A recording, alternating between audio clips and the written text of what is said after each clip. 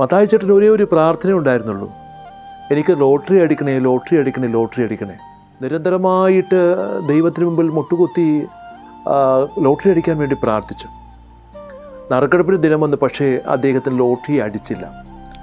ദേഷ്യം വന്നിട്ട് അദ്ദേഹം നേരെ ദേവാലയത്തിൽ പോയിട്ട് അൾത്താരയ്ക്ക് മുമ്പിൽ നിന്ന് കുരിശുരൂപത്തെ നോക്കിയിട്ട് പറഞ്ഞു, എന്തൊരു കർത്താവാ നീ, എത്രയോ നാളായിട്ട് ഞാൻ പ്രാർത്ഥിക്കുന്നു, പക്ഷേ എനിക്ക് ലോട്ടറി അടിച്ചില്ലല്ലോ.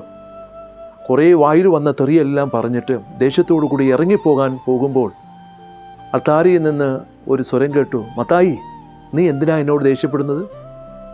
അപ്പോൾ അവൻ പറഞ്ഞു, പിന്നെ ഞാൻ ആരോട് ദേഷ്യപ്പെടേണ്ടത്?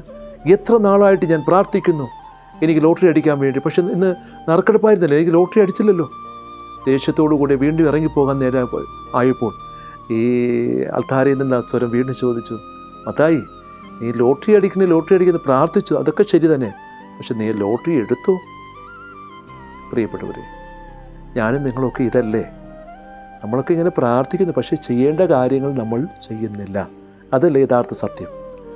അവനവൻ ചെയ്യേണ്ട കർമ്മങ്ങൾ അവനവൻ കൃത്യതയോടുകൂടെ ചെയ്താൽ ദൈവം നമുക്ക് തരേണ്ടതെല്ലാം ദൈവം നമുക്ക് തരും. ഒരിക്കലേ ഒരു വലിയ അമ്മ മത്സ്യവും ഒരു കുഞ്ഞു മത്സ്യവും കൂടെ ഇങ്ങനെ കടലിലൂടെ ഇങ്ങനെ നീന്തി തുടിക്കുകയാണ്. അവരിങ്ങനെ നീന്തി യാത്ര ചെയ്യുന്ന സമയത്ത് കുഞ്ഞു മത്സ്യം അമ്മയോട് ചോദിച്ചു, അമ്മേ, ഇനി കടൽ കാണാൻ ഭയങ്കര ആഗ്രഹം, അമ്മ മത്സ്യം പറഞ്ഞു, കുഞ്ഞേ, നീ ആയിരിക്കുന്നതാണ് കടൽ. പ്രിയപ്പെട്ട സഹോദരങ്ങളെ, പ്രാർത്ഥന എന്നാൽ എന്ത് എന്നൊരു ചോദ്യം ചോദിച്ചാൽ നീ ആയിരിക്കുന്നതാണ്. നിൻ്റെ കഷ്ടപ്പാടുകൾ, നിൻ്റെ സന്തോഷങ്ങൾ, നിൻ്റെ നേട്ടങ്ങൾ, നിൻ്റെ കോട്ടങ്ങൾ, നിൻ്റെ ദുഃഖങ്ങൾ, നിൻ്റെ ദുരിതങ്ങൾ, സർവ്വതുമാണ് പ്രാർത്ഥന എന്ന് പറയുന്നത്.